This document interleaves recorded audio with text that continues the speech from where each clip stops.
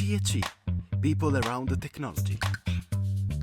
Bonjour à toutes et à tous, bienvenue dans le podcast TNC épisode 34. Je vois une caméra, messieurs, nous sommes filmés, aujourd'hui c'est la première. Je vois deux caméras Et je vois Locan qui regarde une troisième caméra. Bonjour, et on remercie Léo qui est à la technique derrière, on ne le voit pas, on ne le verra pas, vous ne saurez pas qui c'est. Messieurs, aujourd'hui 34e épisode, je suis très heureux que vous soyez là, on va parler d'IA. On a déjà beaucoup parlé d'IA dans ce podcast. Je vais vous présenter, comme d'habitude, les gens savent qui vous êtes, mais on va commencer par... Ce monsieur à droite, il a commencé à faire des vidéos alors que Zidane jouait encore au football, Jacques Chirac était président et Facebook venait de naître. Il arrive à traiter plus de sujets en une journée qu'un journaliste de CNews dans toute une vie. Il a à son actif 736 vidéos et 12 millions de vues cumulées. Monsieur Locan Sardari, bonjour Locan. Coucou. Je pense qu'on peut t'applaudir pour les 12 millions de vues. Merci beaucoup. Parce que c'est un vrai chiffre, j'ai été sur les statistiques de ta chaîne YouTube. J'allais te dire, il y a plus que 736 vidéos, mais... Bah, sur la chaîne principale en tout cas, ouais. Sur Locan, voilà. Lui n'a pas percé sur YouTube, la légende raconte qu'il a inventé le Minitel et vendait des formations sur 3615 ULA, avec pour nom de code Sophie Lagoulu. Le jour où l'humanité disparaîtra, remplacée par des robots et des clones de Donald Trump, il y aura fort à parier qu'il sera toujours là pour nous transmettre son immense savoir. Monsieur Sébastien Konak, salut Seb. Bonjour à tous, salut Brice, salut Ça va Locan. Seb? Ça va très bien. C'est le deuxième podcast de l'année qu'on fait. Exact. C'est très bizarre la caméra, il faut que je fasse un peu abstraction parce qu'on a toujours les micros, etc. Messieurs, comme je le disais, on va parler aujourd'hui IA. On a parlé de l'IA dans tout ce qui était positif. On avait fait un épisode dans le best-of sur les usages que vous en aviez, qui étaient extrêmement créatifs. Et je voulais qu'aujourd'hui, on parle un petit peu de tout ce qui peut être dangereux, à savoir, on va en parler, les deepfakes, etc. Comment se protéger, comment prévenir tout ça et comment avoir un usage raisonné, comme tu le dirais. Messieurs, on va faire un petit épisode IA, donc jingle IA. Nous venons vous aider. L'espèce humaine aura de multiples occasions de s'améliorer. Le règne suicidaire de l'humanité arrive finalement à son terme. Boum, fin. Nouveau départ. Hasta la vista, baby. Voilà, il y a du budget. Hein. Il y a du Arnold, je suis très content. Ah, il y a du Arnold. Est-ce qu'on a reconnu tous les films? Ah oui, c'était très bon. C'est bien vu, un beau montage. Bon, comme d'habitude, je vous le dis, il y aura des petits... alors c'est une nouveauté en 2025. Locan, tu n'étais pas là pour le premier épisode, tu étais au Sénégal. Tu étais en vacances au Sénégal. Exactement. Il y aura le courrier du cœur et il y aura un petit quiz. Le petit quiz, c'est 5 petites questions. Et il y aura à gagner ce magnifique Oscar qui s'appelle Oscar, tout simplement. Mais si on va faire un petit panorama, j'aimerais savoir, commence monsieur Sébastien alias Mouf, est-ce que tu as déjà eu des aventures malencontreuses avec l'IA? J'ai eu peur. Le début de la question m'a effrayé. Je me voyais devoir faire des révélations en public. Est-ce que j'ai déjà eu des aventures malencontreuses avec l'IA ?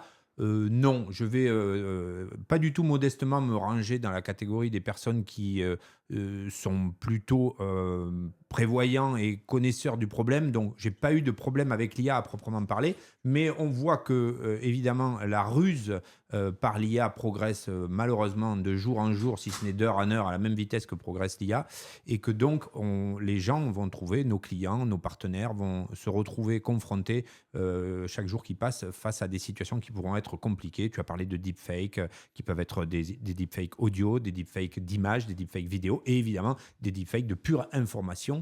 Et il va être de plus en plus difficile de démêler le vrai du fake. Bah, pour être honnête, je me suis dit on va faire ce podcast le jour où ma femme est rentrée à la maison. Elle m'a dit j'ai vu une info c'était les incendies qui ont ravagé Los Angeles et qui m'a dit non mais tu ne l'as pas gagné encore. Je pensais que tu allais faire allusion à la fameuse statuette qui brûlait dans les flammes, qui était déjà une deepfake. Tu rentres tout de suite. Et où elle m'a dit effectivement t'as vu, et je lui ai dit non c'est malheureusement c'était une image des feux qui avait été alors ça elle avait été reprise il y a quelques années, c'était généré par IA. Locan, toi même question, est-ce que dans l'IA tu as eu des petites mauvaises surprises, que ce soit ces balbutiements ou aujourd'hui? Des mauvaises surprises, non. Je pensais que tu voulais savoir s'il y avait des blagues avec l'IA. Après, tu vas avoir souvent des trucs à vérifier dans les retours que vont te faire l'IA. J'ai bugué vachement sur cette phrase. Ça se voit que tu n'as pas fait de podcast depuis un c'est petit moment. compliqué, tu vois. Quand on n'a plus la routine, il faut réapprendre à parler. C'est pas évident tous les jours. Donc non, tu vas avoir des petits sujets avec l'IA sur... des sujets où elle va te donner des réponses où tu penses vraiment que c'est totalement bien réfléchi, c'est propre, c'est carré, etc. Et en fait, la data qui sort en plein milieu n'est pas du tout la bonne. Donc, les petites erreurs qu'il peut y avoir, les moments gênants, entre guillemets, c'est ceux-là. Après, peu de situations en tant que victime pour des raisons simples qu'on va évoquer durant ce podcast, je pense. Seb, est-ce que tu peux, pour les néophytes, nous rappeler ce qu'est un deepfake et quels sont ses dangers ? Alors, c'est ce qu'on appelle un faux profond. Non, en réalité, un deepfake, c'est un contenu qui peut être, comme on l'a dit tout à l'heure, audio, vidéo ou textuel, mais c'est plus vrai sur de l'image animée ou fixe. Tu as beaucoup de relations textuelles, je crois. Et tout à fait.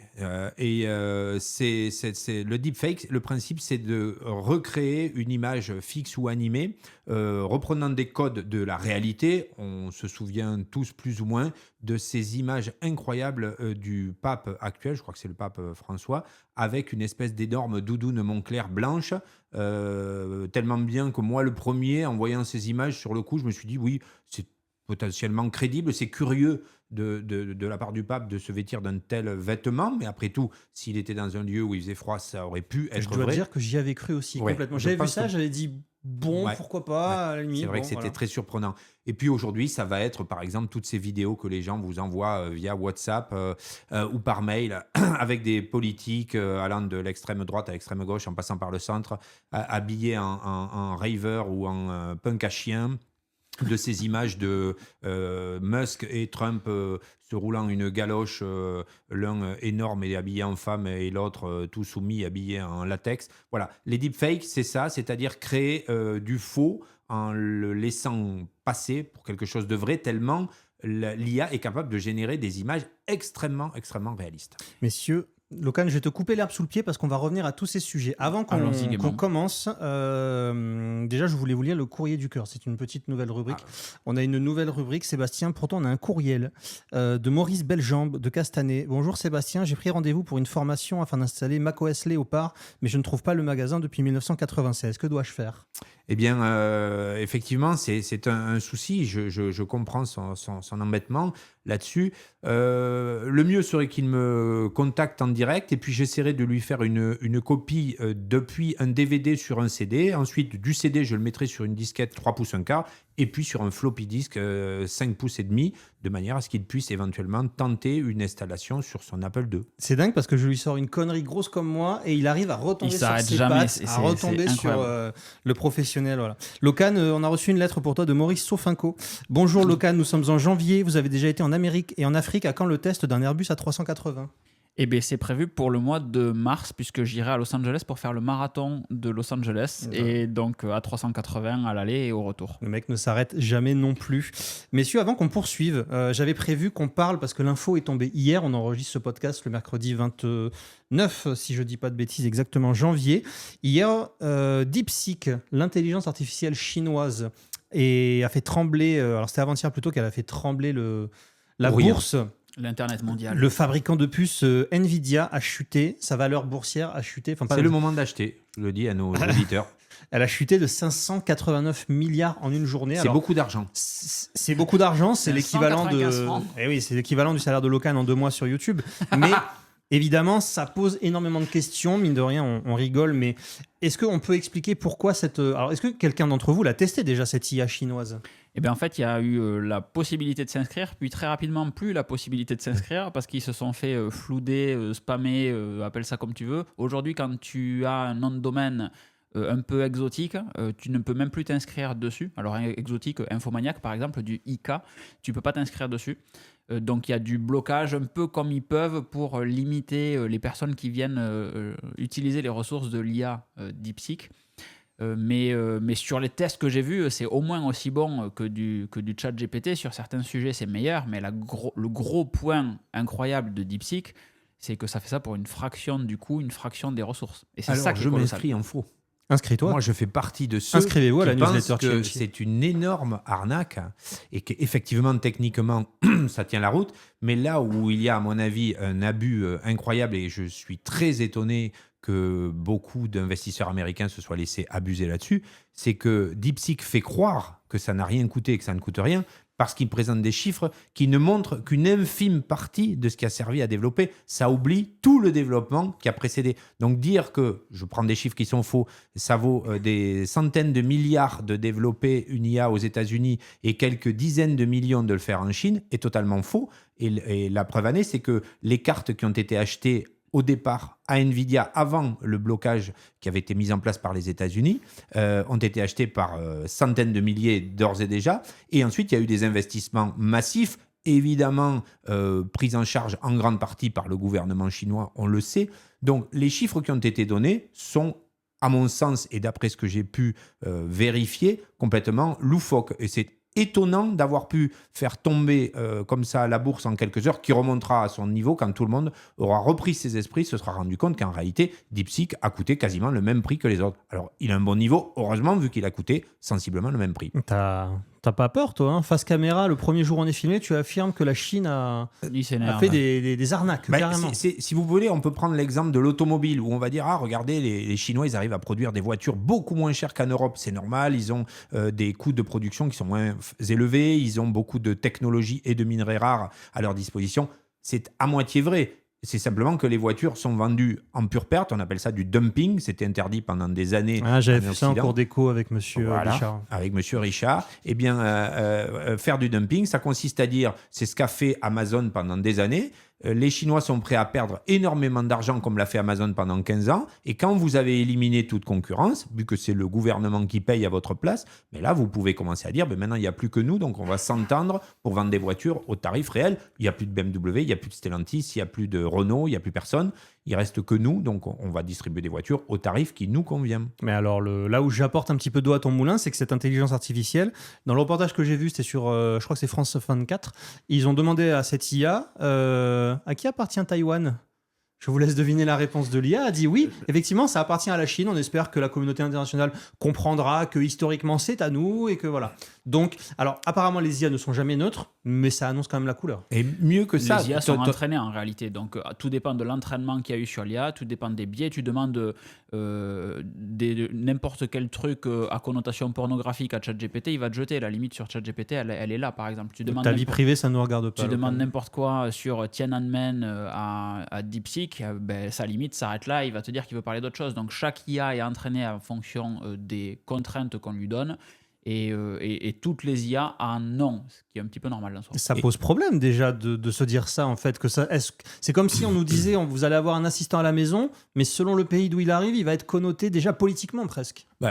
Sans aller jusqu'à l'IA, on voit bien que par exemple aujourd'hui Donald Trump a souhaité rebaptiser le golfe du Mexique le golfe des États-Unis et l'a imposé de fait. Et tous les éditeurs de cartes, à commencer par Google Maps et sûrement Apple Plan, vont suivre. Alors certes, ça se limitera aux utilisateurs américains, mais je veux dire que là, on est dans le règne du grand n'importe quoi. Et pour rebondir sur votre remarque à propos de DeepSeek et de Tiananmen ou de Taïwan, il faut savoir que quand vous arrivez à le faire fonctionner, DeepSeek, donc comme l'a souligné Locan, pour l'instant c'est un peu bloqué, ça prouve que déjà ils n'ont pas tout à fait les mêmes infrastructures que celles de ChatGPT, eh bien la réponse qui est apportée apparaît avec la réponse que l'on attend sur Tiananmen ou sur Taïwan pendant une fraction de seconde et elle est immédiatement supprimée et reprise et il se reprend en vous disant, c'est comme si je vous disiez, oui, à Tiananmen il y a eu effectivement alors à Tiananmen, pardon, il ne s'est pas passé quoi que ce soit d'autre, c'est une grande place de chez nous et de toute façon, vous le savez, je ne fais pas de politique, donc en fait c'est véritablement, comme le soulignait Locan, un biais qui a été mis en place. De toute façon, on sait très bien que les Chinois là-dessus ne font aucune concession et ça prouve aussi que c'est une IA qui ne nous servira pas à grand-chose puisqu'elle est déjà faussée d'entrée. Donc, qu'attendre d'une IA qui, sur le plan politique, sur le plan historique, géographique, se limite aux réponses qu'elle a envie de donner. On ne peut décemment pas se fier à ce genre de produit. J'ose pas lui demander ce qu'elle pense de tel ou tel régime, de tel ou tel pays, de telle ou telle action politique, puisqu'elle est téléguidée. Alors, on pourrait dire, pour ceux qui sont les plus communistes, pourquoi pas, il peut y en avoir. Mais c'est la même chose pour les USA. Par les temps qui courent, on peut effectivement le penser, au moins peut-être pour Grok ou autre, mais je pense qu'il est intéressant d'avoir des IA qui, bien qu'elles se mettent des limites, il faut des limites à tout, ce que semble ne pas avoir compris par exemple Elon Musk ou son patron.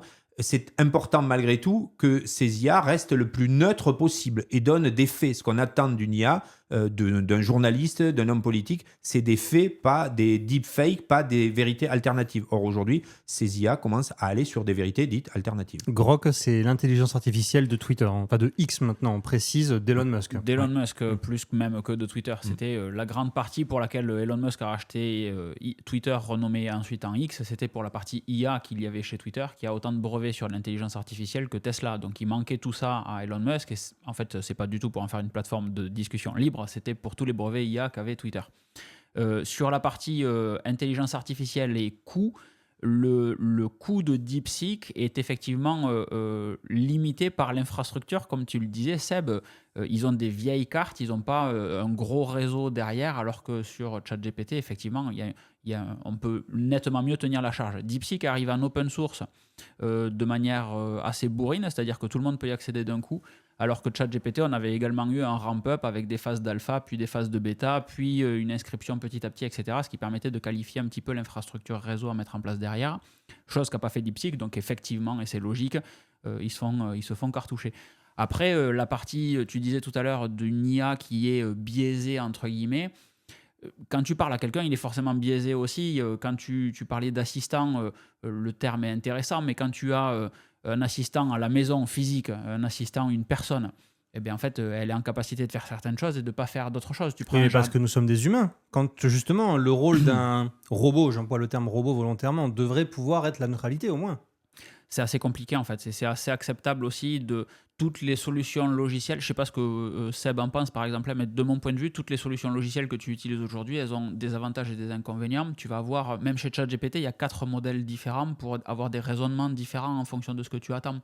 Donc ça ne me choque pas que le modèle chinois, évidemment, ils te disent que sur la Chine, tout est rose, et que sur les autres, ça ne le soit pas. Bon, tu sais que tu n'utiliseras pas DeepSeek pour ces trucs-là. Par contre, pour du raisonnement et du mathématique, de la physique, etc., ou de l'informatique, c'est quand même nettement meilleur que ChatGPT aujourd'hui.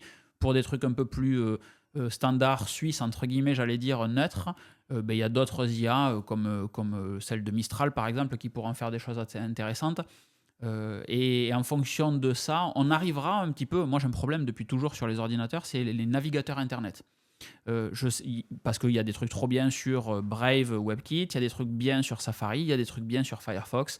Et en fait, de l'un à l'autre, j'ai pendant très longtemps eu du mal à me décider. Et là, en fait, c'est un petit peu la même chose, c'est-à-dire qu'on va se retrouver dans des situations où tu veux écrire un article, où tu veux fact-checker des trucs, tu vas utiliser une certaine IA, tu as besoin de notions historiques, de notions scientifiques très pures et dures, tu vas interroger une autre IA, tu vas vouloir recomposer un truc ou faire des maths ou de l'informatique ou du code, tu vas utiliser une troisième IA.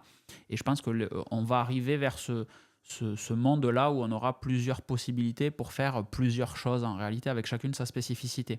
Il y a déjà pas mal de... Moi, je fais beaucoup de publications sur LinkedIn comme ça, tu sais, des mecs qui te disent... créer 500 posts LinkedIn en 10 minutes et ils te mettent 3 logos, ils te mettent Canva, ChatGPT, ça rebondit, voilà. Et d'ailleurs, j'aime beaucoup ton idée d'IA suisse.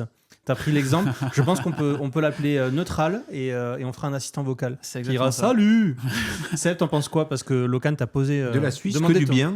Des IA. Je sais que tu as beaucoup de comptes là-bas. Donc, oui, tout à fait. Ce que je trouve intéressant par rapport à ces fameux biais ou cette politisation de l'IA, c'est par exemple qu'on peut constater que si on interroge Grok à propos d'Elon Musk, la réponse fuse et elle n'est pas du tout à l'avantage d'Elon Musk. Donc c'est quand même intéressant de voir que malgré tout, vous me direz, c'est logique, il prône le fait de laisser une liberté de parole totale. Donc on trouverait ça curieux que d'un côté vous preniez une liberté de parole totale et que vous biaisiez votre propre IA en lui disant ne dis pas du mal de moi. Après tout, s'il y a envie de répondre ce que la plupart des gens pensent de certains dirigeants politiques ou de dirigeants de société, je trouve ça plutôt pas mal et c'est plutôt sain. Dans ce cas-là, on a effectivement une règle qui est respectée par tous. Je sais pas si Locan il le sait, mais on est filmé aujourd'hui, je vois que tu es sur ton ordi, il commande des trucs sur Amazon, le saligo, il fait ses messages. En fait, si tu je croyais que c'était Sexy Center, mais je vois pas bien d'ici. De faire sa déclaration d'impôt 2025. Mais en fait, le truc, c'est que si tu ne le dis pas, comme à chaque fois, les gens ne le savent pas. Mais qu'on soit filmé ou pas, parce que j'ai une caméra qui est juste en face, comme ça tu pourras faire un petit cut. Seb a une caméra qui est juste en... Personne ne voit mon écran en dehors de toi. Et oui, mais ce que tu ne savais pas, c'est que j'ai mis une caméra au-dessus. Parce que je pensais que je pouvais te faire confiance pour être discret dans ces podcasts, et en fait, c'est pas le cas. Voilà. Ça veut dire que tu es polyvalent.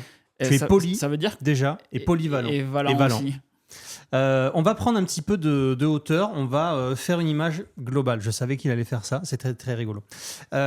Aujourd'hui, pour monsieur et madame tout le monde, que Seb, sans dire péjorativement, tu côtoies dans tes formations, quel est le risque principal? Parce qu'on a parlé des deepfakes, on a parlé des intelligences artificielles.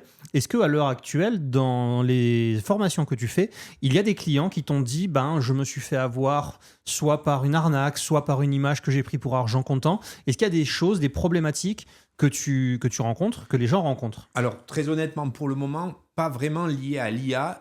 Effectivement, on me fait suivre des fausses images ou des fausses nouvelles, accompagnées évidemment de fausses images, en me demandant si c'est vrai ou voire en pensant que ça va m'intéresser parce que les personnes qui me les envoient sont persuadées que c'est vrai.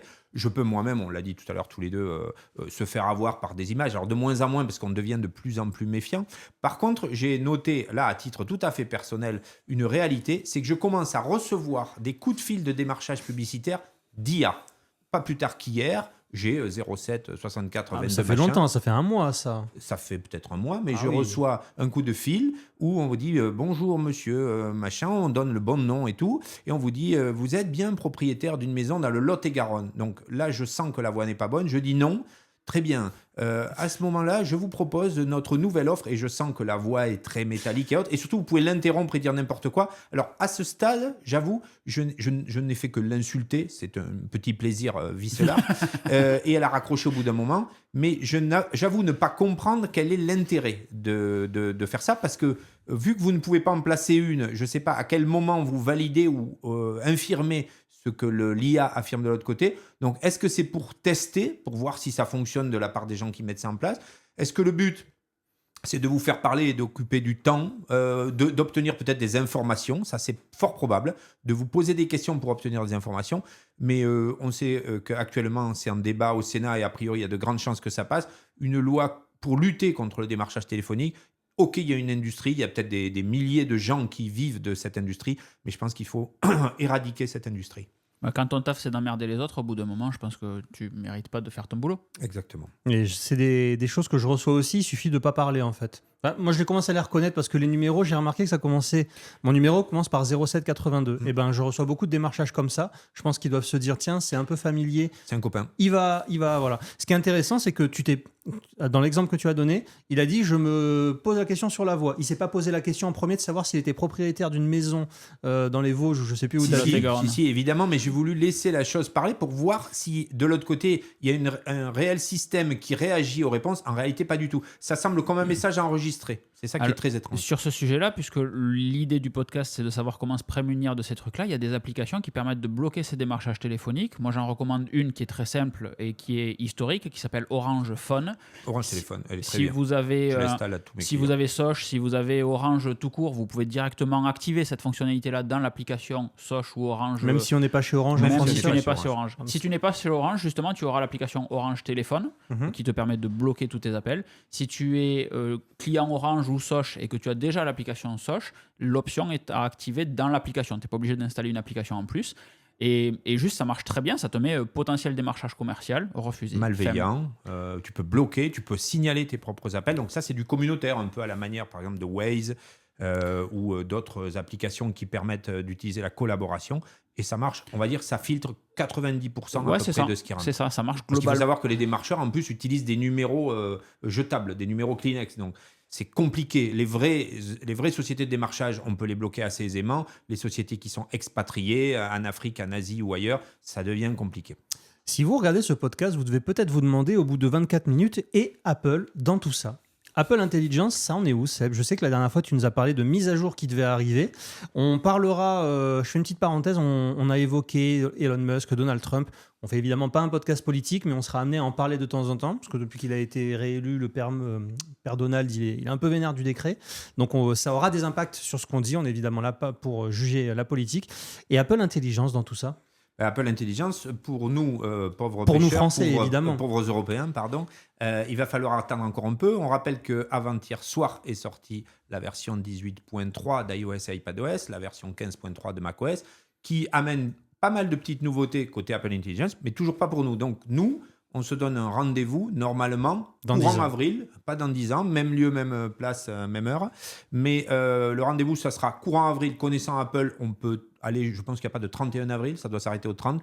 Donc, on va se donner jusqu'au 30 avril, 19h, heure française, pour avoir la 18.4 et donc la 15.4 sur macOS, de manière à débloquer tous les systèmes. On l'avait abordé ensemble lors d'un précédent podcast, on était assez d'accord avec Locan. Je pense que ça a surtout permis à Apple, sous couvert de loi européenne, et potentiellement peut-être de se couvrir pour ne pas tomber sous le coup d'une énième condamnation ou d'une énième poursuite, mais ça permet aussi de développer le coréen, le français, l'italien, l'allemand, l'espagnol, parce que pour l'instant, on a bien vu que le développement n'était que dans des pays anglo-saxons, États-Unis, Australie, Nouvelle-Zélande, Angleterre. Donc, ça va arriver. À la limite, qu'on le prenne 6 mois, 8 mois après les autres, pour une fois, on n'aura pas été bêta-testeur du système. Je suis évidemment très impatient, même si, en tripotant mon téléphone dans des langues étrangères, anglo-saxonnes et autres, on peut aller bricoler, mais j'ai envie, c'est comme un film, je ne veux pas me spoiler, je ne veux pas aller trafiquer, puis je veux profiter pleinement dans ma langue, vérifier que ça marche avec mon calendrier, avec mes notes et autres. Moi, c'est ce que j'attends de l'IA d'Apple, c'est pas de me dire des calculs mathématiques complexes, où en est la bourse, où en est le monde, pourquoi le ciel est bleu, et ainsi de suite.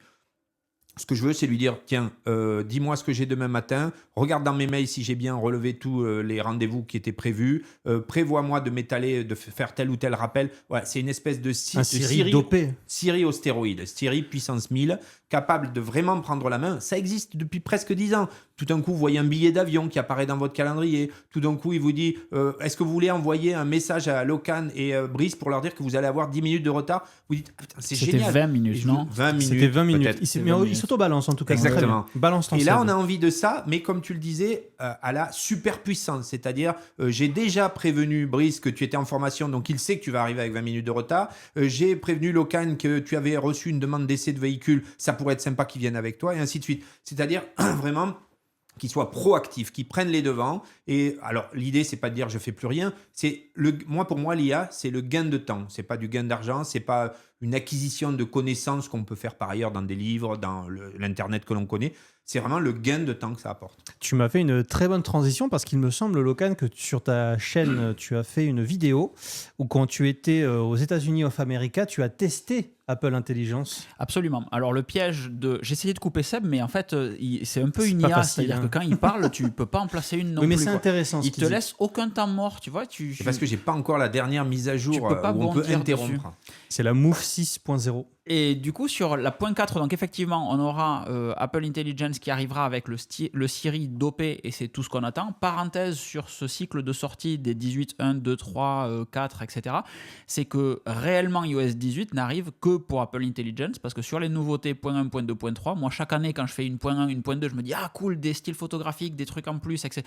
Là, il y a que dalle, quoi. Donc c'est un peu triste cette sortie d'iOS 18 jusqu'à maintenant. J'ai pas l'impression hormis le nouvel iPhone, c'est un peu lassant. Effectivement, iOS 18.1, point 2, point 3, on a des nouveautés qui arrivent un petit peu partout. Le piège, c'est que si vous mettez votre iPhone en anglais et avec Siri en anglais américain, ils sont un peu sectaires là-dessus, en se promenant en dehors d'Europe, vous récupérez Apple Intelligence. Donc je pensais qu'il fallait être à tout prix et absolument aux États-Unis. La semaine dernière, j'étais au Sénégal, j'avais Apple Intelligence au Sénégal, j'avais les fonctionnalités d'iOS 18 au Sénégal, notamment le partage d'écran de l'iPhone sur le Mac, qui me change la vie, et je pense que ça sera pareil pour beaucoup de personnes. Il suffit d'être à l'étranger et plus en Europe pour que ça fonctionne. Peut-être que c'est le cas en Suisse. D'ailleurs, on parlait de Suisse tout à l'heure. Je me demande si les Suisses, ils n'ont pas... Suisse et Belgique, il me semble que Benelux, ils ont Apple Intelligence. Non, je ne crois pas. Non, Benelux, pas la vérifier, Suisse mais n'est je pas pense dedans. Ouais, c'est pour ça que j'ai dit Suisse et Benelux. Ah pardon, je croyais qu'ils bon, disaient la après, Suisse, le Mais Benelux. Benelux, c'est pas des petits gâteaux apéritifs? Et bien, puisque tu fais une petite touche humoristique, on va faire une petite pause dans ce podcast. Alors, il n'y a pas d'entracte, mais on va faire le petit quiz. Allez. Je rappelle qu'il y a un Oscar nommé Oscar à remporter. Locan, est-ce qu'il est avec nous ou est-ce qu'il est sur... Locan, il va chercher l'étape d'après pour avoir des éléments à rejeter. Je pense qu'il sur triche la pour le suite. quiz, surtout. C'est vrai, il ça. vient de taper Apple Intelligence pour connaître exactement le détail de la point 1, point 2, point 3, puisque je me perds un petit peu et je voulais arriver avec des facts checkés à l'étape d'après quand je pourrais reprendre la parole. Mais comme d'habitude, on casse tout. Ah là là, le petit Calimero de ce podcast. On va faire un petit quiz, messieurs. Je vous demande de répondre... c'est pas à la rapidité, il y a des points. Et vous répondez répondez les uns après les autres. Je rajoute, avec ce petit Oscar symbolique qui restera dans notre décoration, 2 places de cinéma. Oh. Voilà. Et on fera gagner des choses aux gens. Vous pouvez jouer chez vous, sachant que c'est pas en direct, on ne le saura pas. Messieurs, comment ça s'appelle ? Vous pourrez le mettre dans les commentaires. Vous pourrez le mettre dans les commentaires, évidemment. De la vidéo YouTube. Tais-toi. C'est Est-ce bien qu'on de te peut dire couper que la l'auteur parole. des meilleurs commentaires recevra une place de cinéma. Il y a Ah. un petit côté marque chinoise Eh sur ben- Amazon, mais tant pis, on Eh se ben, le tente. tu sais quoi, le gagnant donne 2 places. Si je gagne, je donne 1 place à celui qui met le meilleur commentaire. Et donne-lui les 2, crevard. Je lui donne les 2. Allez, c'est bon. Il Mais de toute dira. façon, on gagne jamais rien dans ce podcast ici. C'est Pour une fois que Locan nous, qui on l'a pouvait dit, avoir un moi, truc. mes moyens ne me permettent pas encore de donner 2 places de cinéma. Il a raison. On peut faire ça. Vous votez dans les commentaires. Très bien. Messieurs, petit quiz. Donc, première question. Comment s'appelle l'intelligence qui se réveille et domine le monde dans le film Terminator ? Ah, il faut aller vite Skynet. ou... Ta réponse, c'est Skynet. Et Ouais, toi ? c'est ça, pareil. Allez, on donne un point à chacun. Ça sera- Attends, il faut aller vite ou pas? Je sens Je qu'on peux va lui aller au couper la cinéma parole, tous là les deux avec Locan. Alors, il y a des Je questions. prendrai une- Oh, une- là. Non, Ouais. je vous avais dit de ne pas trop répondre vite, mais les prochaines, ça sera un vrai ou faux et des questions à tiroir. Vrai ou faux, messieurs? En 2003, un ingénieur américain dans l'État de Washington a demandé à une IA d'obtenir des documents compromettants sur sa femme pour obtenir le divorce. L'IA ne trouvant rien de compromettant, elle propose alors d'inventer des preuves, ce que l'ingénieur accepte. 6 mois plus tard, lors du procès, sa femme avoue l'avoir trompé alors que l'IA n'avait pu le prédire et le divorce est prononcé en faveur de l'ex-mari. Cette décision fait désormais jurisprudence. Ah, j'ai tellement envie que ça soit vrai. Vrai. Moi, je dirais que c'est faux. Eh bien, c'est un point pour Sébastien. J'ai pris tellement de plaisir à inventer cette anecdote en mettant des détails, des C'est choses. génial. C'est-à-dire qu'en 2003, l'IA, on était quand même. Ah, j'ai pas entendu la date. Oui, J'ai ok. dit 2003 Ouais. Ah, j'ai écrit 2023. Bah, Ouais. tu vois. J'ai entendu 2023, moi. Il me semble avoir dit 2023, mais écoute, tu as donné la bonne réponse. Donc On s'en fout, c'était faux. Magnéto, Serge. tu as déjà un pied au cinéma. En 1956, dans quelle conférence est évoquée pour la première fois l'étude de l'intelligence artificielle? Est-ce que c'est la conférence de Bâton Rouge, la conférence de Chandler, la conférence de Dartmouth ou la conférence de Montreuil-sous-Bois? Ouais, c'est compliqué. J'ai mis des vraies questions, hein, on n'est pas complètement des escrocs. La A ou la C, mais je dirais la C. Ouais, la B. Locan revient dans le match, c'est la conférence de Dartmouth. Je ne sais pas comment on le prononce. Dartmouth. Dartmouth. Ça fait 1 partout. La première question, on ne va pas la compter puisque vous avez répondu juste tous les deux. Messieurs, quel animal inspire les réseaux neuronaux artificiels en raison de son système visuel unique et ultra efficace? Est-ce que Lui-même. c'est... J'ai dit quel animal? Et alors? On est des mammifères, pas des animaux. On n'est pas des animaux. Les mammifères, ça fait pas partie des animaux. Bon, le prochain épisode, Ah c'est là Locan, là là là c'est là Locan là. qui fera le quiz. Est-ce que c'est le corbeau, le dauphin, l'abeille ou le chat? Ah fuck! Je cache l'iPad parce qu'ils peuvent tricher. Le dauphin, c'est tout. Le corbeau est très très intelligent. Le dauphin, il a une aussi. stéréoscopie? Ah, c'est les réseaux neuronaux. Ouais, Vous êtes peut-être. bien sur réseaux Tianchi neuronaux. vétérinaire. Peut-être le dauphin, au hasard. Le dauphin et Locan, qu'est-ce qu'il dit? Ouais, je dis. Il en pense quoi, votre frère? Mon frère? Dauphin, pareil, pas de personnalité. Eh bien, c'était l'abeille, messieurs. Les abeilles ont des systèmes visuels qui inspirent des algorithmes de vision artificielle. Ok, fort. Comme quoi, il faut lutter pour protéger les abeilles. Il reste qu'une seule question. S'il y a match nul, personne ne gagne les places. Je vous le dis honnêtement, on les donnera à un spectateur ou quelqu'un qui rentrera en contact avec nous. Ah bah, il faut être meilleur que ça. Il y a quelques années, Microsoft a lancé sur Twitter une intelligence artificielle nommée TAY, T-A-Y. Pourquoi donc a-t-elle été désactivée au bout de 8 heures? Petit 1, elle a Sans même la réponse, j'aurais presque envie de dire un point Godwin, mais... Alors, petit 1, elle a rapidement émis des opinions dangereuses pour l'avenir de l'humanité. Petit 2, elle recommandait les films de Guillaume Canet. Petit C, elle renvoyait des images pornographiques quand on lui demandait. Ou petit 4, petit D, pardon, elle a rapidement émis des opinions racistes et Ah, négationnistes. le D, bien sûr. Oh, le D, ouais. Ah là là. Bah, il n'y aura pas de gagnant aujourd'hui, Ouais. hein, j'aurais dû faire une question de Et plus. le C. Pour information, non, c'était bien la 4, effectivement. c'était C'était des opinions racistes et négationnistes. On lui a demandé si l'Holocauste existait. Elle a dit « je ne crois pas ». Alors qu'il n'y a que Lolo Ferrari qui existe. Voilà, ça sera coupé au montage. Et on lui a demandé si elle était confiante dans l'époque actuelle. Elle a répondu, je cite évidemment, « Hitler ferait un meilleur travail. Notre seul espoir s'appelle Donald Trump ». Waouh! Mais cette donc- IA n'aurait pas été développée à l'époque par Elon Musk, par hasard? Chez Microsoft, je suis pas certain. C'était la Ouais, bêta de peut-être Grok. en loose day quand même. Hein. Mais voilà, elle a été désactivée au bout de 8 heures. En fait, elle a eu 23 000 abonnés. C'était un compte Twitter, vraiment. Ah, On lui c'est posait les Mais génial. je questions. crois qu'elle est ça fait- réapparue très récemment en France sous le nom de Lucie, me semble-t-il. Non, c'est pas elle? Ah, ça, j'ai vu, c'est l'intelligence artificielle des Français. Ouais. Très, très bon, ça Qui, aussi. qui a été mise. On en parlera quand on aura plus d'éléments. D'informations. Après, c'est français, donc le temps qu'elle passe l'administration, peut-être qu'on sera plus là C'est pour le voir. possible. Il faut Mais, qu'elle fasse le CERFA en 48 millions d'exemplaires et même pour une IA, ça prend du temps. Mais exactement. Et cette IA, en fait, ils se sont dit, on va quand même faire un petit tweet humoristique. Son dernier tweet, c'était j'ai besoin de sommeil, je vais me mettre en repos. Voilà. Merci Microsoft. Belle pirouette. Exactement. Bon, maintenant qu'on a passé, écoutez, je remets Oscar dans la petite décoration. Voilà. Puisque, voilà, on va le mettre à côté de Steve. Regardez, hop, juste là. Vous ne l'aurez pas, vous serez meilleur peut-être la prochaine fois et je prévoirai, on fera un quiz de 125 questions. On va apporter des solutions maintenant, puisqu'on a parlé de l'étude du diagnostic pour les clients. Quelles sont les solutions qu'on peut avoir pour lutter contre un deepfake, pour le reconnaître? Est-ce qu'on a des réflexes qu'on peut avoir pour ne pas se faire avoir? Vraiment, je parle de monsieur et madame tout le monde qui reçoit un appel téléphonique, qui voit une photo sur son fil Facebook ou des choses qui l'incitent à évidemment passer à l'action financièrement, vu que c'est souvent des arnaques. Est-ce qu'on a des réflexes à avoir localement? Je suis très heureux que tu commences à parler des appels téléphoniques parce que le bon réflexe, si on a le moindre doute, c'est de raccrocher et d'appeler le support directement. C'est-à-dire que si... quel support? Moi, un truc qui me rend fou, j'allais y venir. Un truc qui me rend fou en ce moment, c'est quand tu veux faire un virement sur Boursorama, quand tu veux faire une quelconque action sur Boursorama ou sur n'importe quelle banque, je pense, mais Boursorama, c'est vraiment chiant parce que c'est une banque en ligne réputée efficace, c'est qu'on te demande 4 fois à la suite si tu es sûr que tu veux faire ça, si tu es en communication via WhatsApp ou téléphone avec un conseiller, si tu ceci, si tu cela, oui, c'est bon, laisse-moi faire, je connais tout ce qu'il faut faire. Donc si vous avez la sensation d'être... Boursorama vous appelle, votre banque vous appelle, peu importe, et vous dit votre compte est bloqué, il va falloir réinitialiser les choses, il faut faire un virement vers un autre compte pour protéger vos fonds parce qu'il y a une faille de sécurité ou je ne sais pas quelles sont les excuses en ce moment. Dans le moindre doute, dès qu'on vous demande de faire une action d'accès ou de virement sur un compte bancaire ou quoi que ce soit, raccrochez, rappelez la banque. Bonjour, quelqu'un vient de m'appeler avec ce numéro de téléphone me disant que, est-ce que c'était vous? Si c'était eux, eh bien, il faudra faire l'action, etc. Mais si ça permet de se prémunir du « la personne m'appelle, bah attends, je te rappelle ». Et c'est un petit peu la même chose qu'on conseille sur des situations à risque, entre guillemets, c'est que quand vous pensez qu'un ami en face ou qu'un collègue ou qu'en opérationnel, quelqu'un vous appelle en face, toujours raccrocher et re-être la source de l'appel à nouveau. Comme ça, vous êtes sûr que la personne que vous avez en face est la personne choisie puisque c'est vous qui l'avez sélectionnée. C'est un véritable fléau, ça doit y avoir un nombre de gens qui se font malheureusement avoir qui est énorme. Et le sujet en fait c'est que les banques sont responsables de ne pas avoir mis en place les garde-fous en fait permettant de se prémunir de ça. C'est pour ça qu'on a 4 fois cette demande de Boursorama, je ne cite que Boursorama puisque c'est la seule banque que je connais,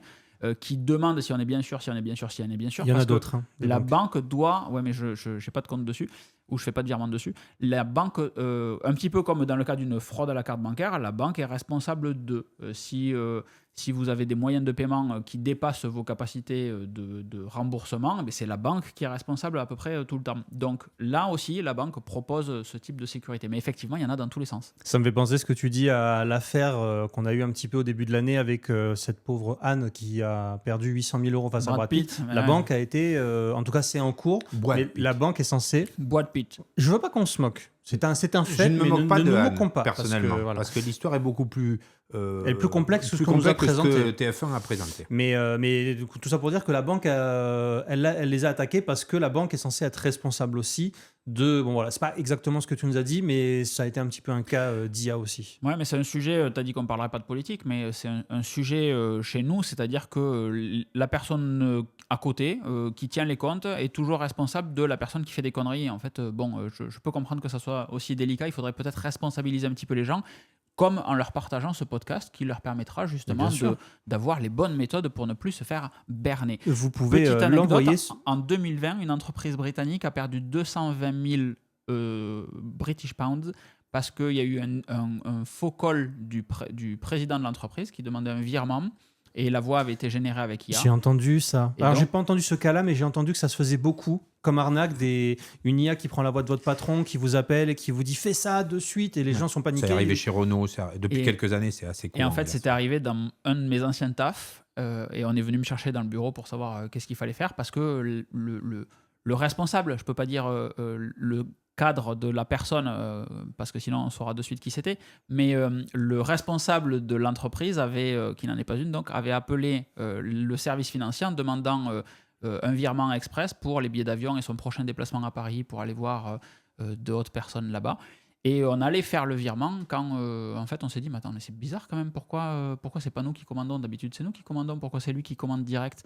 Et heureusement, parce que c'était du fake. C'est incroyable parce que c'est des choses qu'on fait tous les jours qui sont tellement logiques. Et en fait, un simple coup de fil avec une voix modifiée nous fait complètement remettre en perspective question, nos habitudes, quoi. Ouais. Ouais, c'est vrai. Et de toute façon, il faut voir aussi que les gens peuvent être en phase de faiblesse. On a tous un petit coup de moins. Si vous avez un membre de votre famille qui est hospitalisé, si vous-même vous êtes un peu en dedans en ce moment, si vous avez perdu vos clés, c'est ce qu'on appelle la loi dite de l'emmerdement maximum. C'est-à-dire que ce genre de choses vous arrive toujours quand vous avez crevé ou vous avez eu un petit accrochage le matin, puis vous avez un rendez-vous qui a été déplacé, et ainsi de suite. Et là, tout d'un coup, vous recevez ce type de mail, ce type d'appel ou autre, et vous n'êtes pas toujours avec un esprit suffisamment clair pour réagir de façon normale, avec du recul, de dire écoutez, pas de souci, je vais m'occuper de ce problème-là. Les problèmes pouvant s'accumuler pour les uns comme pour les autres au quotidien, on a tendance à agir dans l'urgence, à se laisser paniquer. Si on vous appelle en vous disant il faut absolument, votre enfant vient d'être amené à l'hôpital, il y a un problème parce qu'il faut régler tout de suite une entrée d'hôpital, faites-nous un virement, on s'occupe de tout, on va essayer de vous rassurer et autres. Et c'est là que vous pouvez commettre, et malheureusement, l'irréparable. J'ai le cas, moi, parmi mes clients, de quelqu'un qui a été baladé pendant plusieurs semaines sur des faux comptes et qui, malheureusement, s'est fait délester d'un certain montant. Mais c'est du travail de longue haleine aussi. On n'est pas que sur de l'IA, on est sur des brouteurs, on appelle ça comme ça, qui vont vous mettre en confiance, qui, pendant un premier temps, vont rémunérer, par exemple, un faux compte de crypto ou un faux compte financier. Donc, vous allez dire, effectivement, il ne m'a pas menti, ça gagne même plus que ce à quoi je m'attendais. Et malheureusement, une fois que vous êtes ferré, comme le poisson, ben là, on va tirer sur la ficelle, vous faire cracher un maximum en vous disant, vous avez vu, on a prouvé que ce qu'on affirmait était vrai, vous avez même eu plus. Et là, vous allez tout balancer en disant, ah ben oui, là, si je ne le fais pas, effectivement, je passe à côté de quelque chose. Et c'est là, malheureusement, que vous n'allez plus jamais revoir votre argent ou vos fonds, ou que vous allez vous-même vous engager sur des paiements de choses que vous n'avez absolument pas, dont vous n'avez absolument pas connaissance. Ça, c'est de l'ingénierie sociale, ouais, effectivement, ça marche aussi très très bien. Si on couple l'IA et l'ingénierie sociale, là, je pense qu'on a une bombe atomique. Ouais. Je vais placer une citation de Jacques Chirac que je trouve géniale. Les emmerdes, ça vole en escadrille. Exactement. C'est la loi des séries en général. Comment je fais si je veux reconnaître une photo qui a été générée par intelligence artificielle? Est-ce qu'il y a des outils qui existent? Tu as plusieurs outils qui permettent de checker des deepfakes. Il y a Deepware Scanner, par exemple. J'ai découvert, en préparant ce podcast, qu'il y a Microsoft Video Authenticator. Microsoft a fait un outil pour ça. Donc, espérons qu'il soit meilleur que Tay. Et donc, il y a pas mal de trucs. Ouais. Pour le fact-checking, on a Snops, on a le Factuel AFP, il y a PolitiFact également. Tout ça, tu mettras dans la description du podcast. Ben bien sûr, tu me les enverras. Évidemment. Et puis après, s'il y a un doute ou si on est déjà passé après et qu'on s'est fait avoir, évidemment, cybermalveillance.gouv.fr, qui est le site officiel français, qui permet d'avoir des informations sur est-ce que réellement je me suis fait berner et potentiellement d'avoir des conseils pour le passage à l'acte légal suivant, afin d'avoir des rétributions. Mais voilà, après, Europol aussi pour la partie signalement. Tiens, tu en es déjà servi de cet outil de plateforme français? Je ne vais pas me moquer du tout, parce que je n'ai pas envie d'avoir un contrôle fiscal, mais est-ce que c'est un truc du genre Adopi qui a coûté des millions d'euros sur 10 ans et qui a servi à mettre 3 amendes? Ouais, en fait, le sujet, en France, il y a cette dichotomie qui, moi, me rend fou, c'est qu'on est profondément nul l'immense majorité du temps sur tout ce qui est informatique, et des fois, on est incroyablement performant. Et cybermalveillance.gouv, comme la plateforme dédiée aux professionnels et aux collectivités territoriales qui ont des problématiques de crypto, etc., fonctionne admirablement bien, c'est réactif, etc. La CNIL marche très bien pour ça, donc très très bien, très gros point fort sur la partie déclaration, information, etc. Est-ce qu'il y a d'autres outils que vous connaissez qui pourraient être utiles à nos auditeurs pour arriver à se prémunir? Alors, vous avez déjà donné, au-delà d'outils concrets logiciels, des bons réflexes. Ça, c'est déjà quelque chose d'intéressant. Mais en vrai, c'est plus ça le sujet. C'est les outils. Si tu es amené à te servir d'un outil, c'est que c'est déjà trop tard. Aujourd'hui, le vrai sujet, c'est qu'il faut douter de tout. C'est-à-dire que quand vous avez une information qui arrive, j'ai recréé un compte Twitter l'autre jour. Je vérifiais que tu n'étais pas un robot. Est-ce que tu es bien palpable? J'ai recréé un compte Twitter l'autre jour et il y a des fakes dans tous les sens. Alors, un fake, c'est pas forcément un deep fake, c'est pas forcément une vidéo de Seb, Brice ou Locan qui raconte un truc qui n'a rien à voir ou qui parle une langue qu'il ne parle pas normalement dans la vraie vie. C'est pas juste ça, parce qu'on ne l'a pas trop creusé tout à l'heure, mais un deepfake, ça peut être une vidéo où vous jurerez que cette vidéo est vraie. Elle ne l'est pas, en fait. Il y il n'y a pas si longtemps que ça, une vidéo, un trailer qui tournait sur YouTube pour le futur Spider-Man. C'est exactement ce à quoi je pensais. Des vidéos Marvel qui sont Superman, faites par des... Le futur Superman. Ouais. Et en fait, au moment de l'interview du réalisateur, alors je ne suis pas trop DC Comics, James Gunn. Le journaliste a dit, donc on va voir votre trailer, et la télé a mis en arrière-plan le trailer qui était un fake et pas le trailer qui venait de sortir, et le gars dit non mais ça c'est pas moi. Alors ça. attends, je vais compléter ton anecdote parce que tu sais que ça c'est parti de France. Bien c'est sûr. France 2 qui a diffusé Totalement. une bande-annonce, les images ont été faites à l'IA et James Gunn a réagi sur Twitter en disant non, c'est pas trop mon film en fait. C'est pas du tout mon film. Mais il y a beaucoup de choses sur YouTube comme ça où tu vois moi je vois souvent Avengers 5 ou alors c'est plus des films de super-héros, des trucs où tu as lieu de faire de l'IA. Et en fait, tu vois le nombre. Alors, c'est des trucs de fans, c'est du fan art, c'est du fan made, c'est pas méchant, c'est pas pour tromper les gens. Mais il y en a plein. Et des fois, tu vois nouvelle bande-annonce. Ah non, c'est juste un mec. Et parce que des mecs, des fois, dans le titre, te mettent new trailer, pas du tout. Mais la facilité avec laquelle on peut se faire berner sur un trailer doit remettre en question la facilité avec laquelle on peut se faire berner tout court. Et c'est ça, en fait, qui est super important, c'est que les gens doivent être vigilants sur les données qu'ils ingurgitent et qu'ils considèrent comme vraies et correctes, parce que l'immense majorité, on a de l'information qui nous arrive dans tous les sens aujourd'hui, et c'est de plus en plus dur de discerner le vrai du faux, parce que c'est la même qualité en fait. Donc il faut toujours, le vrai conseil, c'est peut-être de croiser les informations. Quand on voit quelque chose, est-ce que réellement, sur le compte officiel de la marque ou de la personne, cette vidéo a été publiée? Est-ce qu'on arrive à croiser les informations comme ça facilement, sans aller chercher des outils? Bon, et ensuite, toujours avoir cette espèce de doute, ouais, c'est important. Vous avez peut-être vu tourner pendant les fêtes de fin d'année cette vidéo incroyable où beaucoup de Français, parce que quand on est Français, on le sait, on vient de le faire, on aime bien s'auto-flageller et s'auto-critiquer. J'ai eu peur de la suite de la phrase. Cette vidéo qui montrait des fêtes de fin d'année dans une grande ville chinoise avec des drones qui dessinaient un énorme dragon au milieu de feux d'artifice. Tout le monde s'est extasié en disant « Ah ben nous, on est beau avec nos 3 lasers des Jeux Olympiques et autres. Voyez ce que peuvent faire les Chinois. » En réalité, tout était complètement faux dans cette vidéo. Et pour s'en rendre compte, il suffisait, je mets des guillemets et on les voit pour une fois, il suffisait de regarder le reflet de ce dragon en drone et de ce feu d'artifice sur l'eau qui était dans le fleuve devant la grande ville chinoise pour voir qu'en fait, il n'y avait aucun reflet. Donc tout était bidon. C'était une vidéo d'une ville la nuit en Chine, peut-être. Une vidéo de feux d'artifice et un montage avec de la 3D de dragons réalisés à base de drones, chose que l'on voit et qui existe, mais le montage des 3 faisait que tout le monde s'imaginait que ça y est, les Chinois faisaient des premiers de l'an absolument fastueux. Ça pourrait tout à fait arriver, mais déjà tirer des feux d'artifice au milieu de drones, il y a déjà quelque chose qui me posait question quand j'ai vu la vidéo. Bon. Et d'ailleurs, bonne année du serpent à tous, puisque c'est aujourd'hui. Bon serpent. C'est le un nouvel animal an du que chinois. je déteste, donc vous gardez votre bonne année pour vous. Merci bien en tout cas. Il y a une astuce que j'avais vue qui était intéressante. C'était un conseil, justement, je l'avais vu après l'histoire de Brad Pitt, etc. Pour le démarchage téléphonique, on en parlait. Si quelqu'un vous appelle ou vous demande de faire des choses un petit peu, c'est demandez-lui déjà de faire une visio avec vous. Tu fais une visio avec quelqu'un, tu lui demandes d'écrire ton nom sur un bout de papier, tu lui demandes de retirer son chapeau. Des choses qui peuvent être un petit peu plus parlantes. Après, j'ai envie de dire très trivialement, et c'est désolé pour les gens qui se sont fait avoir, mais est-ce qu'on pourrait pas résumer tout cet épisode par ayez un petit peu de jugeote aussi? Si c'est trop beau pour être vrai, c'est peut-être que ça l'est. Alors ça marchait, je pense, il y a 6 mois, et il y a un petit peu de jugeote. Et en fait, même moi, qui pourtant anime ce podcast, du coup, le même mois, ça fait... Tu ne l'animes pas, tu es chroniqueur. Ça fait ultra... Je sens le coup d'état arriver, tu vois. Ça arrive. Non, mais ça fait ultra orgueilleux, mais on bosse dans la tech et justement, on a vocation aujourd'hui à donner des conseils aux gens, même si on n'est que chroniqueur. Et le sujet, c'est réellement de faire attention à tout parce que tous les jours, il y a un truc où on se dit, mais attends, va sur Twitter, c'est impressionnant la quantité de fausses informations et c'est très dur de sortir le vrai du faux de tous ces trucs-là. Donc la jugeote, ça marchait c'est quand c'était facile, tu vois, quand il y avait un vrai gros écart. Ouais, c'est vrai. Mais aujourd'hui, justement, ça devient très flou, ces trucs-là. Et donc, il faut peut-être poser la question à une autre personne à côté. Avoir un autre œil, c'est peut-être intéressant. Moi, quand j'ai vu un truc, j'ai vu une information comme quoi on allait vendre la Joconde au Louvre sur Twitter. Ça avait l'air super bien fait. Et en fait, c'était un compte parodique, comme je suis nouveau sur Twitter. Est-ce que c'est Pédiavenir ? Exactement. Pédiavenir, c'est terrible parce qu'il y a un compte qui s'appelle Médiavenir qui existe depuis des années, qui donne des vraies infos. Et Pédiavenir, en fait, donne des. Hier encore, ma femme m'a envoyé un truc, je lui ai dit, c'est pas vrai. Et alors, du coup, elle m'a dit, je sais, mais c'est c'était rigolo. Logographie, mais version Twitter, quoi, Oui, en voilà, fait. c'est ça. Sauf que c'est bien fait et pas aussi gros que Logographie.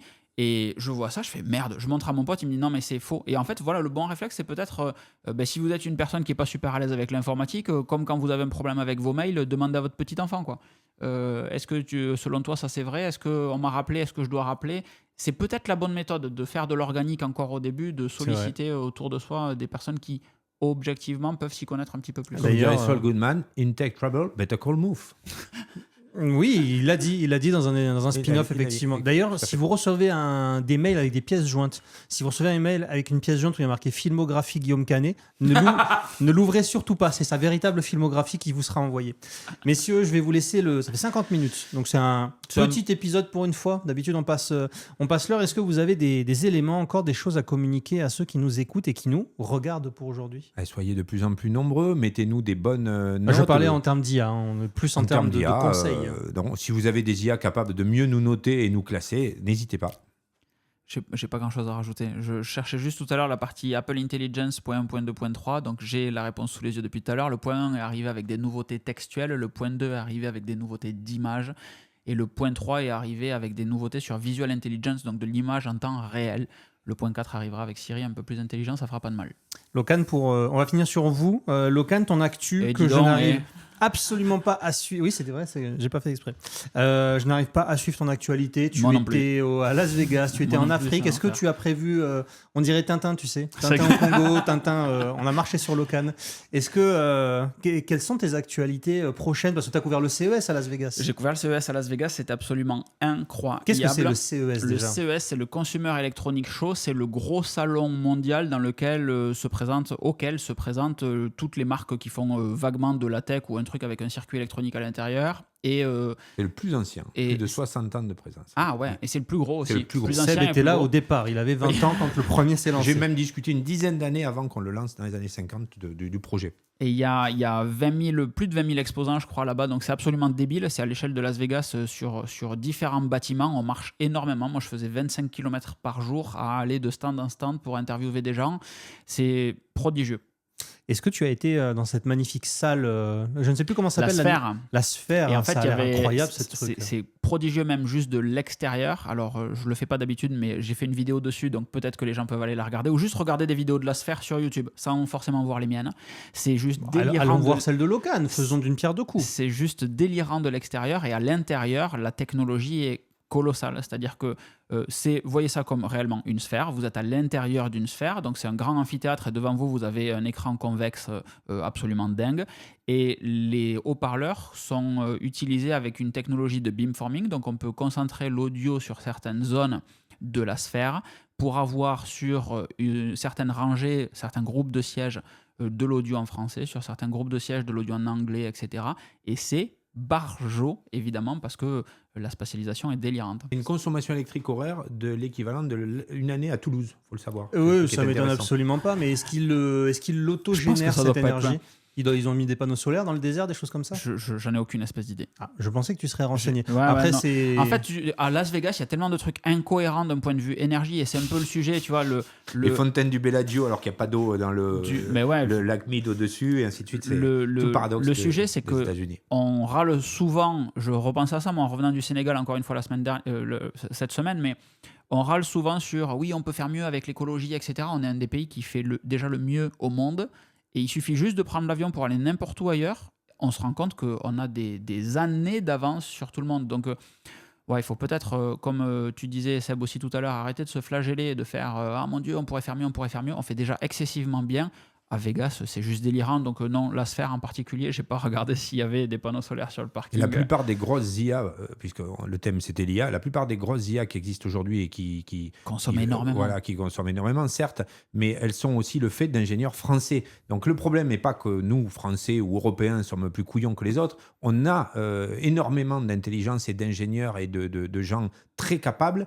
C'est simplement qu'il faut qu'on mette les moyens pour que ces gens restent ici et ne soient pas sensibles aux sirènes de l'argent de la Silicon Valley. Je n'ai absolument rien. Je suis presque, on pourrait dire, un atlantiste.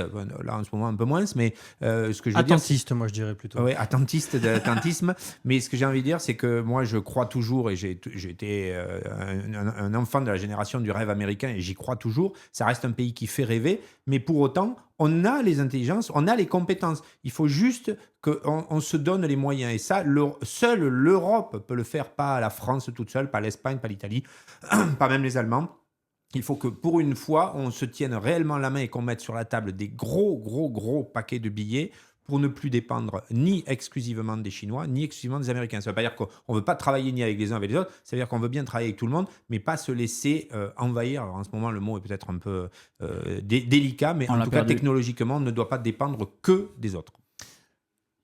Je crois que ça peut être le mot de la fin. Excellent. Il m'a complètement séché. Non, mais j'avais un truc à dire assez intéressant. J'allais dire, effectivement, c'est ce que j'avais vu en... Si je pouvais, je dropperais le micro. Et là, ce qui est génial, c'est que pour une fois, à chaque fois, moi, je suis mort de rire quand je vois sa tête d'enfant après qu'il ait sorti une connerie. Là, pour une fois, les gens vont pouvoir voir la tête d'enfant. Et ça, c'est génial. Mais c'est ce qu'on appelle la fuite des cerveaux. C'est ce que moi, je voyais déjà au lycée. C'est ce qui s'appelle ça comme ça. Ouais. Mais ceux qui partaient en général, quand toi, tu restais en sec pas. Voilà. J'ai bac +5, monsieur. Sachez-le. Je suis pas sûr que ce soit votre cas. Et si tu fais le malin, je balancerai qui est la personne tout à l'heure que tu as dit je ne veux pas balancer quand il a commandé ses billets d'avion pour Paris. J'ai tout à fait compris qui c'était. Non, t'as pas l'info. Ah ouais, c'est pas le maire d'une petite la ville. Société, on ne la nommera pas. Mais... On ne nommera pas la société, on peut juste donner des initiales, IBM, mais nous n'en dirons pas plus. Alors tu sais que tu m'as fait exactement la même blague au podcast d'avant. C'est vrai, mais c'était avec une autre société. Recycle-toi, Sébastien. Je vais essayer. Poubelle jaune comme ton iPhone. Voilà. On va remercier les gens. On va remercier les gens qui nous ont écoutés déjà comme d'habitude, mais là vu qu'on est jusqu'à la fin, on vous fait encore un petit coucou. On va remercier évidemment la direction de Tienchi qui nous a permis d'avoir une belle table, des belles décorations. On est encore à nos balbutiements de décoration, ça sent encore un peu le évidemment. placo et la peinture, mais et on va vous mettre des petites photos. Ce podcast a été filmé à l'iPhone et il sera monté avec des outils Apple. On se la joue keynote complètement.